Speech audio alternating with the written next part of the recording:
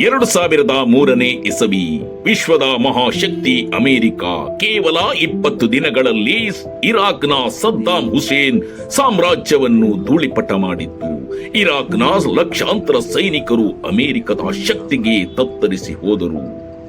ಆದರೆ ಇರಾಕ್ನ ಪಕ್ಕದಲ್ಲೇ ಇರುವ ಇರಾನ್ ದೇಶದ ವಿಷಯಕ್ಕೆ ಬಂದಾಗ ಅಮೆರಿಕ ಕಳೆದ 40 ವರ್ಷಗಳಿಂದ ಕೇವಲ ಬೆದರಿಕೆ ಹಾಕುತ್ತಿದೆಯೇ ಹೊರತು ನೇರ ಯುದ್ಧಕ್ಕೆ ಇಳಿಯುತ್ತಿಲ್ಲ. ಯಾಕೆ? ಈ ರಹಸ್ಯದ ವಿಚಾರವನ್ನು ನೋಡೋಣ. ಅಮೆರಿಕದ ಜನರಲ್ಗಳ ನಿದ್ದೆ ಕದಿಯುವಂತಹ ಆ ಭಯಾನಕ ರಹಸ್ಯವೇನು? ಇರಾನ್ ಗಡಿಯೊಳಗೆ ನುಗ್ಗಿದ ಶತ್ರು ಜೀವಂತವಾಗಿ ಹೊರಬರುವುದು ಅಸಾಧ್ಯ ಎನ್ನಲಾಗುತ್ತಿದೆ. ಇದಕ್ಕೆ ಕಾರಣ ದಿ ಇನ್ವಿಸಿಬಲ್ ಫೋರ್ಟ್ರೆಸ್ ಅಥವಾ ಅದೃಶ್ಯ ಕೋಟೆ. ಇದು ಮನುಷ್ಯ ನಿರ್ಮಿಸಿದ್ದಲ್ಲ, ಪ್ರಕೃತಿಯೇ ನಿರ್ಮಿಸಿದ ಮರಣ ಕೋಣೆ. ಇಂದಿನ ವಿಡಿಯೋದಲ್ಲಿ ನಾವು ಈ ರಕ್ತರಂಜಿತ ಇತಿಹಾಸದ ಆಳವಾದ ರಹಸ್ಯಗಳನ್ನು ಬಿಚ್ಚಿಡಲಿದ್ದೇವೆ. ವೀಕ್ಷಕರೇ, ಇರಾನ್ ಗಾತ್ರದಲ್ಲಿ ಫ್ರಾನ್ಸ್, ಜರ್ಮನಿ, ಯುಕೆ ಮತ್ತು ಸ್ಪೇನ್ ದೇಶದಷ್ಟು ದೊಡ್ಡದು. ಆದರೆ ಇಲ್ಲಿ ಶತ್ರುಗಳಿಗೆ ಕಾದಿರುವುದು ಜಾಗ್ರೋಸ್ ಪರ್ವತಗಳು.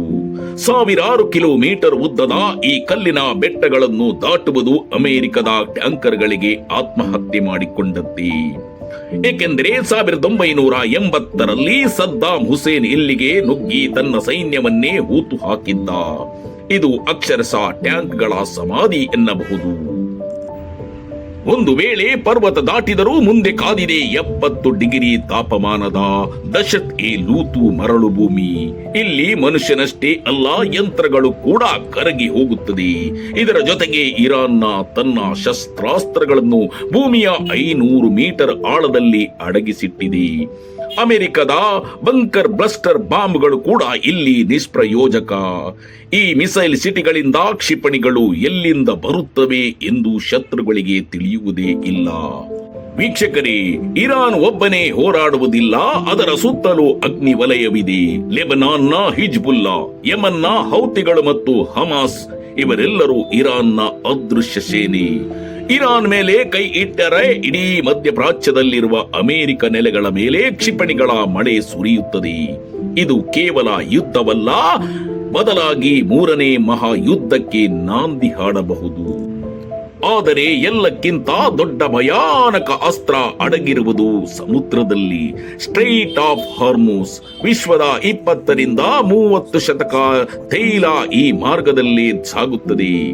ಇರಾನ್ ಈ ದಾರಿಯನ್ನು ಬಂದ್ ಮಾಡಿದರೆ ಜಗತ್ತಿನ ಆರ್ಥಿಕತೆ ಒಂದೇ ದಿನದಲ್ಲಿ ಕುಸಿದು ಬೀಳುತ್ತದೆ. ಪೆಟ್ರೋಲ್ ಬೆಲೆ ಸಾಮಾನ್ಯರ ಕೈಗೆ ಸಿಗದಷ್ಟು ಏರಿ ಹೋಗುತ್ತದೆ. ಅಮೆರಿಕ ಎಷ್ಟೇ ದೊಡ್ಡ ಶಕ್ತಿಯಾದರೂ ಈ ಆರ್ಥಿಕ ಸುನಾಮಿಯನ್ನು ತಡೆಯಲು ಸಾಧ್ಯವಿಲ್ಲ. ಕೊನೆಯದಾಗಿ ಇರಾನ್ನ 8ರಿಂದ 9 ಕೋಟಿ ಜನಸಂಖ್ಯೆ.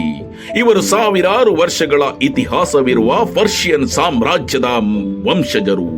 ಇವರಲ್ಲಿ ಸರ್ಕಾರದ ಬಗ್ಗೆ ಅಸಮಾಧಾನ ಇರಬಹುದು, ಆದರೆ ಹೊರಗಿನ ಶತ್ರು ದಾಳಿ ಮಾಡಿದಾಗ ಇವರೆಲ್ಲರೂ ಒಂದೇ ಗೋಡೆಯಾಗಿ ನಿಲ್ಲುತ್ತಾರೆ.